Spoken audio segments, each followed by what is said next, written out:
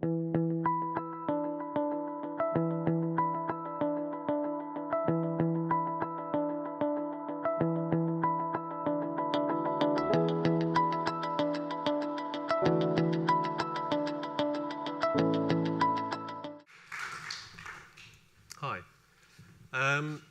So this is the book that I wrote recently. It was published in April. Wrote it with Neil Perkin. If anybody doesn't know who Neil Perkin is, just look up Only Dead Fish. That's his blog. I've worked with him since about 2009, specifically around kind of helping businesses with digital transformation. The reason we wrote the book was it was more about the kind of how-to rather than the why. There's plenty of books out there about why. It's not. I hate to call it a Bible. It's not that. It's kind of a stick in the sand. It's saying, well, this is what we learned. This is what we learned from other people. So there are stories in there from other people, just to give you a kind of roadmap. But it's more about the agility. It's the agility piece that really interests me, specifically around people. So this is people. This is all about people, because that's really what it is. I've also, obviously, got Harpreet with me and Federica, so we'll hear more from them shortly. But this term I've used more recently, advocacy equals authority, and I'll explain a little bit more about that in a minute. But influencer marketing isn't new. When I was at e-consultancy, this is from 2008. This is a presentation from 2008. That's why it looks so shoddy, and obviously the logo is completely wrong. But we were completely empowered to do what we wanted to do. Twitter had just kind of launched. Facebook was fairly new. LinkedIn had also been around for a little while. So we could put out whatever messages we wanted to. And this is in the B2B market. So most of us who were there at the early days were kind of thought leaders in our own right. I mean, we were experts in our own right about digital marketing and e-commerce, if you don't know what e-consultancy is about. So it was, I'm just trying to say that things have moved on, but they haven't. So all of the technology is there now. It's really easy to use. Most of the kind of big mistakes have been made, so you know the kind of mistakes you don't want to make. This is from e-consultancy. This is the marketing budgets report they put out every year. But we're always restricted by the same things, which is budget, time, and resource. But there's also this other thing, which is around culture, and that's the thing that fascinates me, is the behavioral piece. And it now is a perfect storm. So the whole digital transformation thing, I think, is a good platform for any business that's thinking about doing the advocacy piece or thought leadership piece to really jump in and use that as a way to move forward. So in terms of advocacy, which I showed this earlier, advocacy is what I'd call the full stack employee. I stole that from somebody else, actually, the guy who came up with the Twitter hashtag. But his kind of description of the full stack employee was more to do with technology and data. And then internal, external, so that's authority. So the internal thing is I give you authority to say things about the company, build the company brand, and build your own brand, which is that is the kind of trust and transparency piece. And then the external piece is obviously with Google and some of the other technologies, the big platforms. That's really what they're doing, is saying you are an authority. And I think that's potentially a competitive advantage. That was just something that Jeff Bezos said, the only sustainable advantage you can have over others is agility, and that's it, because everything else is copyable.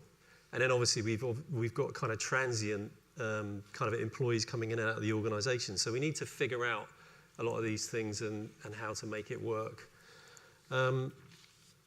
There's also this whole thing about technology, the kind of, you can get completely removed by technology. That's kind of what everybody's talking about, the robots and programmatic advertising, all of those kind of things. But we shouldn't forget the fact that this human-centered response at scale is really important. The human aspect, how we make messages how we relate to people. So how do we take kind of information at a lower level, so grads that are coming into businesses, how do empower them? How do we increase their kind of learning capability to be able to deliver contextual, relevant messages? CMOs are already thinking about how do they kind of pull their teams together in this new context as a kind of fundamental shift towards user-generated content and authority. And this was the bit I was talking about in terms of on the one side. So this was Keith Weed, actually. He said leading CMOs are organising their departments to stand ready to engage the customer with contextually relevant, personalised experiences everywhere and anytime. Big organisations, obviously, all they talk about is being customer-centric. They talk a lot about customer experience. But the other side of that is the kind of messaging that goes into it. If everybody out there at the moment is kind of searching for information, even before they get anywhere near your organisation, Brian Solis at the beginning was kind of talking about how people don't know the kind of brand that they're going to buy from when they start searching. These things are incredibly important. So this was from Forrester. This is quite old, Death of a B2B Salesman. But what I really liked about this was the kind of 4 components. Enlighten me, guide me, serve me, show me. So what does that mean internally to organizations? How do you structure yourself? Where do you place people in that kind of customer journey path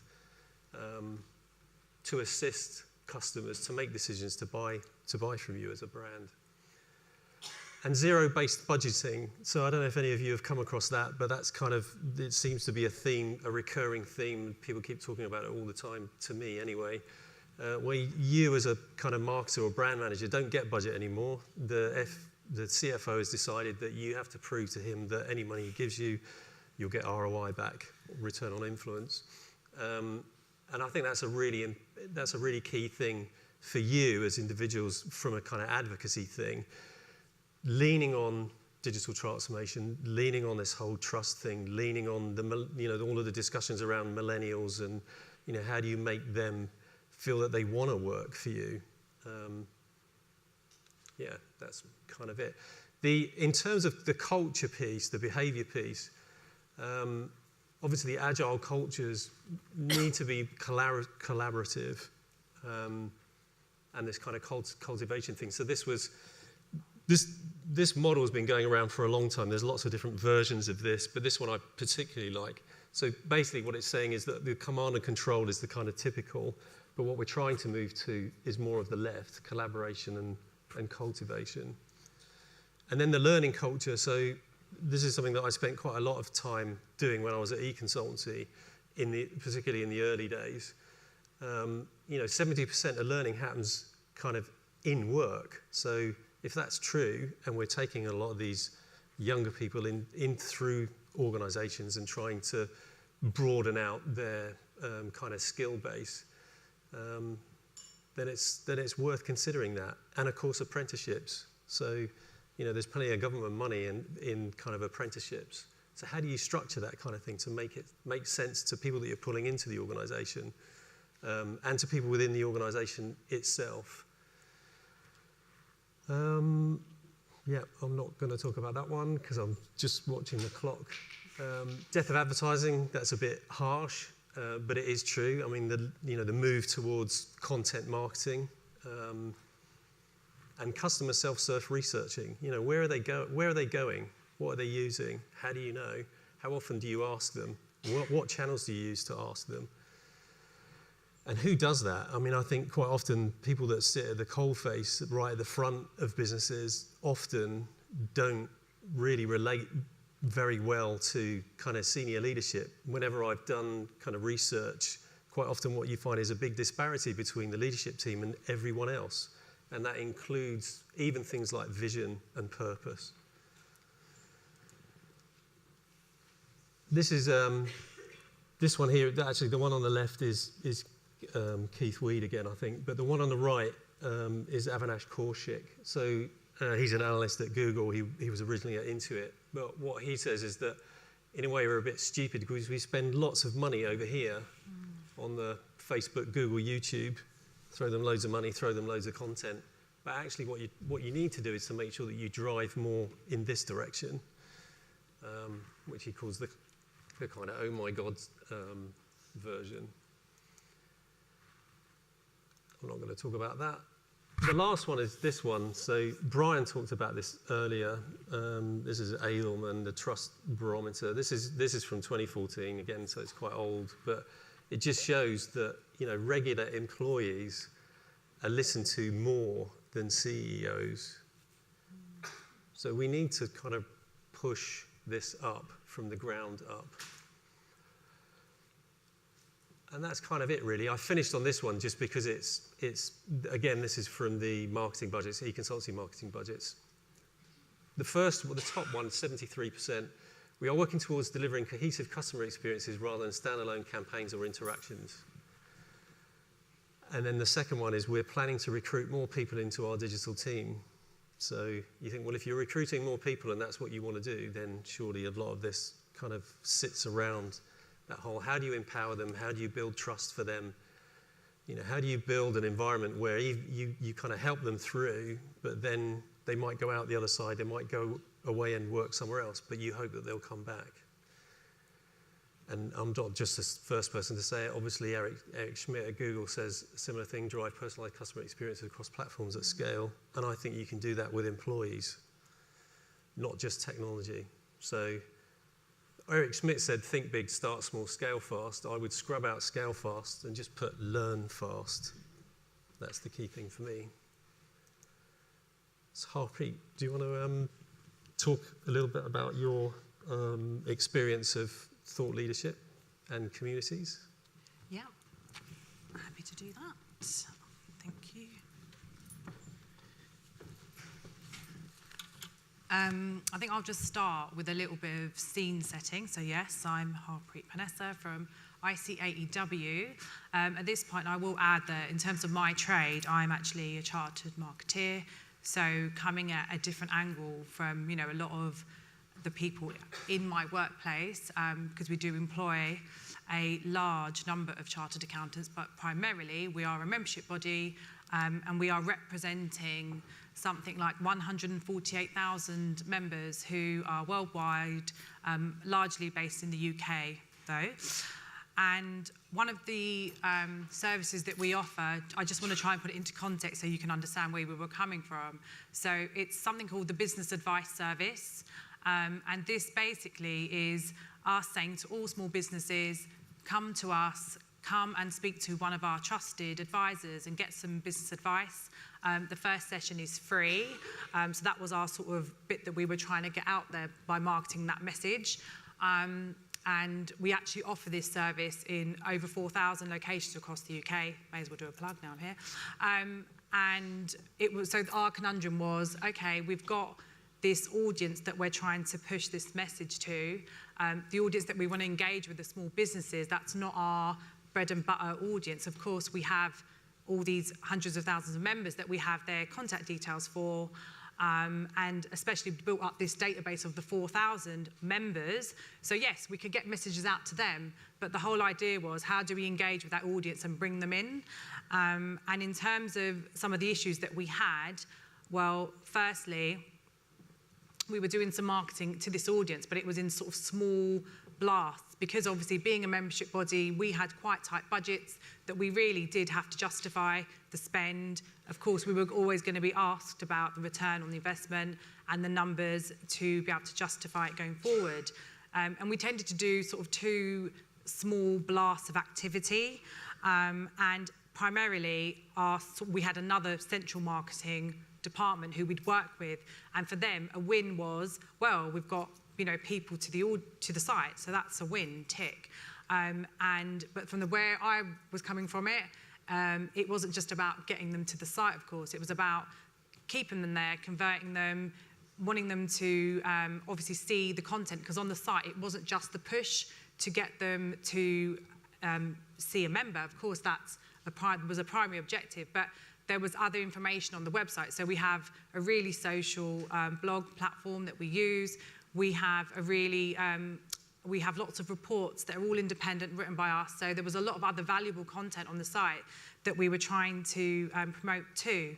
And what we found with the marketing campaigns was you'd sort of learn, and by the end of month 1, and you kind of realise what messaging was sort of working a bit better. I mean, it was very standard online stuff like MPUs and leaderboards and that kind of thing. But we did find that the bounce rates were just horrific. And trying to justify that going forward was very difficult. One of the other things we've got is that our members, and bearing in mind we are a membership organisation, we always want to give value to our members and show value.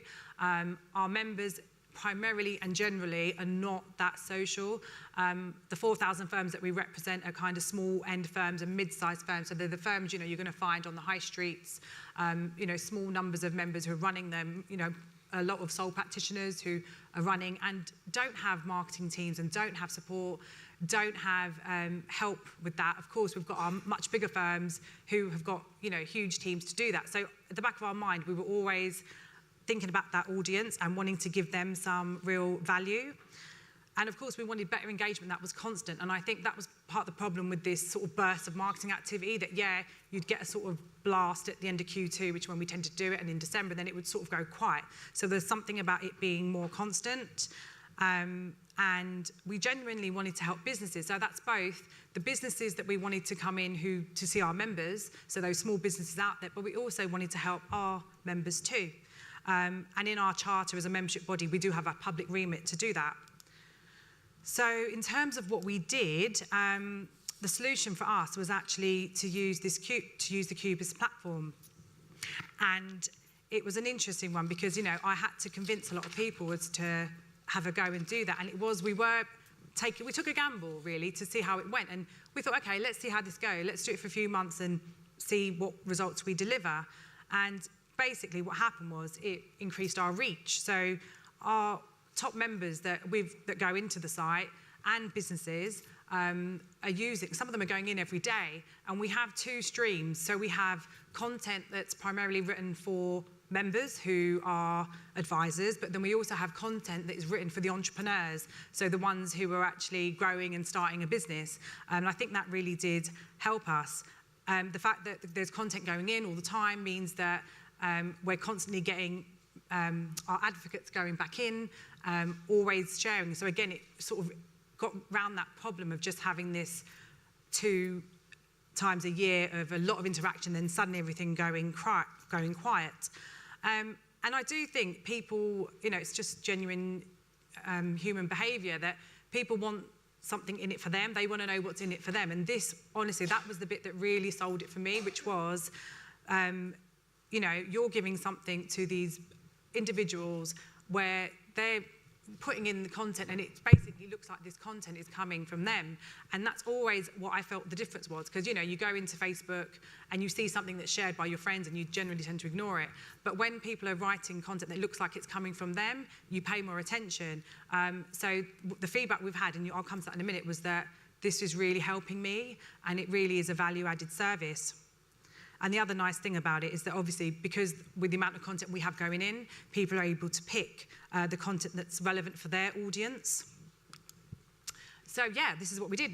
We invited advocates to come in, and what was interesting was that we didn't actually need to have a large number of people in it to start using it. And what we really did was with the agency, we kind of worked on who our sort of top high social users were, and given that we already had a really active Twitter following, we had sort of 40,000 on our Twitter following, and so we were able to identify those really sort of top ones who were influencing already, who had big networks. And I think if that's almost what you need to do, you just need to get a few of those people in, and then the rest, it just sort of starts to happen. And actually, by approaching these guys and saying, hey, we've got this really good source of content, we know you're already sharing similar content, it was easy for it to win, and it was easy win for them. So it started quite small, which was good. It didn't take a long time to get it up and running. So this is just an example of how it can be used, and the beauty at the moment is that you can actually now use it on the go. So, our members are busy, we know entrepreneurs are busy, but, if you're sitting on the train and you've got some time and you just want to quickly put in some content, you're able to quickly share it. And of course, you can choose the platforms that you use to share the content on. So again, that makes it really, really nice and easy. Of course, the best thing for us is that at the bottom of each, say, tweet or the LinkedIn post, there's a link that takes them back to us, which means we're getting more traffic to our website. So we're happy, and our advocates are also happy. This is just an example to show that the average influencer in our network is getting 63,000 impressions a month. And I really feel like this is the value. I mean, our standard, a standard marketing campaign, you couldn't do this. And here, so what we're doing is ticking the box of getting the content back to our site, getting people to engage with the site, and to fundamentally then go on to see a member. But we're also giving the value to the entrepreneurs and those businesses. So it really, that's just been the best thing about this. Of course, I had to do some numbers because we are from ICAEW after all. So we've got over 600 advocates in the system now, which comes to, you can see, over 36,000 endorsements, and impressions have gone over 200 million, which is just fantastic.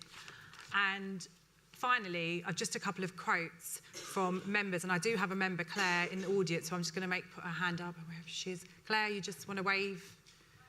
Oh, there you go. She's right at the back. So if you want to speak to Claire, so, you know, and this, if you just have a quick read of this, I mean, what this shows is just proof that it actually landed and resulted in and turned into business as well. So it wasn't just, oh, yes, we've now got social media. You know, Claire was able to measure and see how it impacted her and led her to other entrepreneurs and led her to make more money, fundamentally, which is, I mean, I couldn't have written that better if I'd done it myself. And a few other bits of feedback. Again, we have members, and for us, you know, to get some feedback to say, you've given us value, well, that's brilliant. And the member, the council member that wrote that, I mean, he said that it was the best thing that ICAEW have ever given him, which is just great. So yeah, I'll leave you on that point. Thank you. No worries.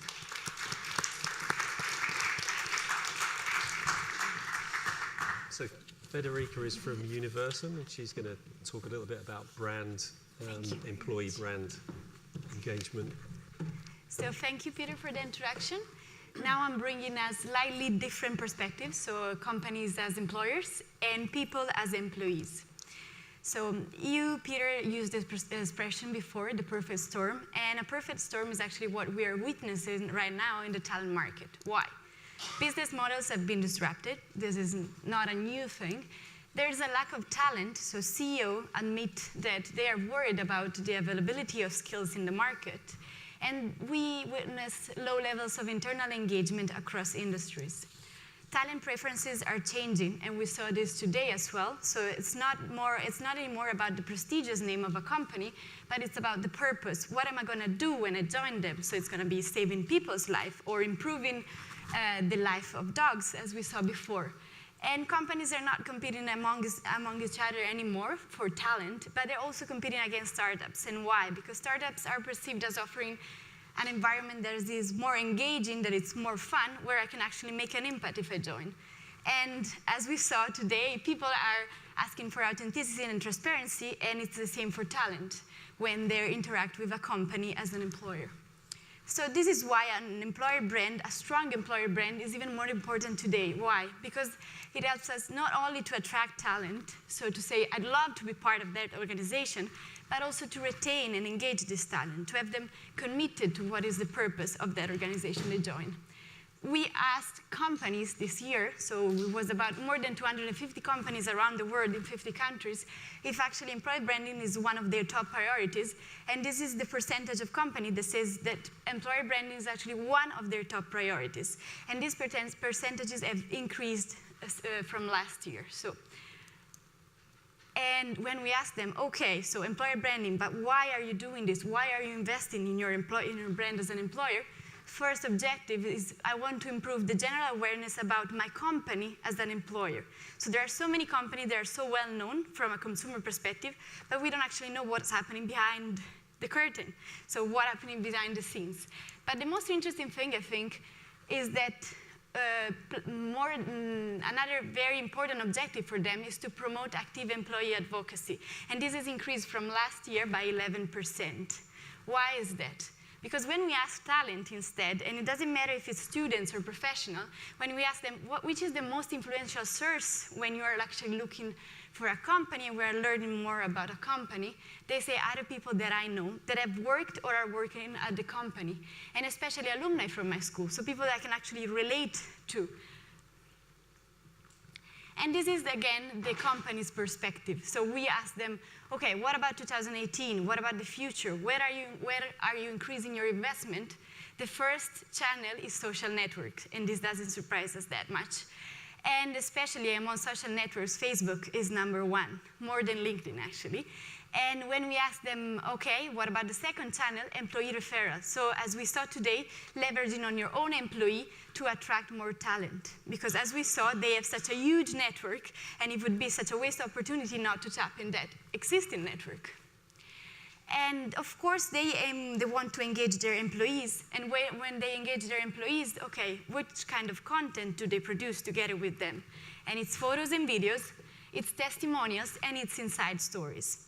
So we have seen this today as well, like telling the story, telling the why, but what is very important is that this story needs to be aligned throughout the whole candidate journey and employee life cycle. So of course, as a person, in the moment in which I interact with a company as a candidate, I start my journey. And once I get hired and I become an employee of the company, I will live an experience. And this experience has to be consistent throughout all these touch points. And I wanted to bring you a real-life example. This is Cisco. So basically, they have their own personalized journey for the employees from the very first touch point when I interview for them till the very last. I'm retiring or I'm actually leaving Cisco. So this is very much personalized, and the most important thing is that it's all Cisco branded from A to Z. This is another one that I really like. And this is L'Oreal. So one of the brand pillars of L'Oreal as an employer is join us and learn. You're going to be learning and developing your skills, not only from a professional point of view, but also from a personal point of view. And this is what they give to employees that have recently joined the company. So there's written, sometimes you win, sometimes you fail, cross, learn. So they want to reinforce the message that they are a learning company. And interesting story about this picture, this was shared on LinkedIn by that contact of my contact, and I got to see this. So this kind of gives you the idea of how powerful such initiative can be. And this is another example. This is Tesla. So just to give you an idea that you can start, make people understand your culture and engage employees even before they join. If you read carefully, and I don't know how carefully you can read from there, but I will help you, this is an advertising for a position in HR. But it's not just the regular advertising. What we hear and what we see is that usually job posting are the most boring thing. But this one is not. So there are things like, among the responsibility, you need to love to be challenged. No, really challenged. You need to be proactive. We move too fast to be reactive. Plus, people that are always reactive have a funny look on their face. And my favorite one, which is not highlighted in yellow, among the requirements, you need to have a killer personality, not the personality of a killer. Of course, not every company can do this, but this is Tesla. And if I read this and I feel this is me, then I will apply. If I think that, well, this doesn't fit with me, then I will laugh and maybe share with a friend that is actually made for this job. And another touch point, email signatures, very simple but very powerful. And these are some examples. So Microsoft, B1 who empowers billions. So this kind of trace back to the inspiring purpose we were mentioning before. So kind of repeating this inspiring purpose in every touch point you have with external people or even internal people if this is an internal email. And this is Google.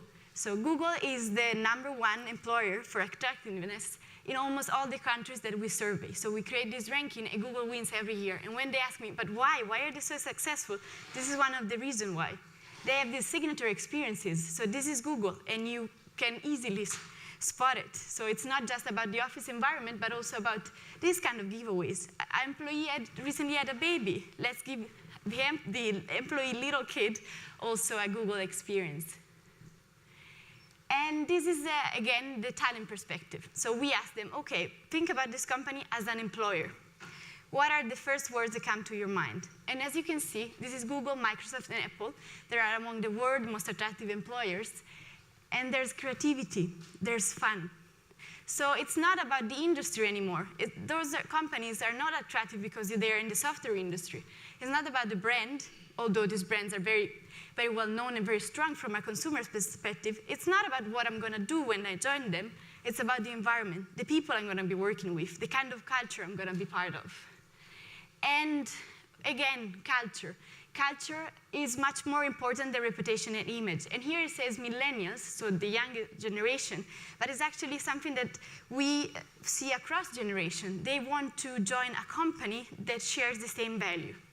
And here you have some examples. So there's L'Oreal saying, wanted only if you're freaking awesome. And they have actually recently launched an app that helps new joiners to crack the company culture. So again, about gamification. Or BMW wanted the ultimate enthusiast.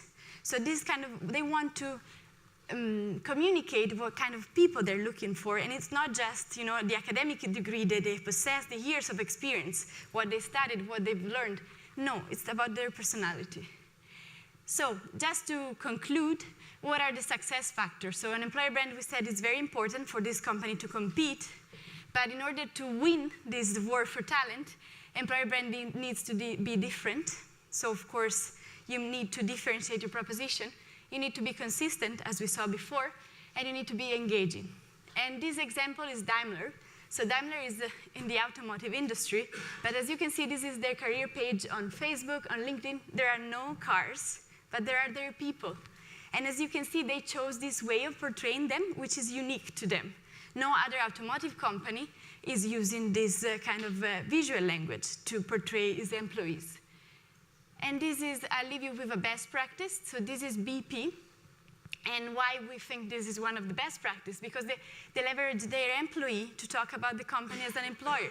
So you see people, while they're doing the job, people talking about what they're doing in their daily life at work. So this is a very powerful way to actually communicate who you are as an employer and to actually see if the people you are communicating to are fit in the company culture.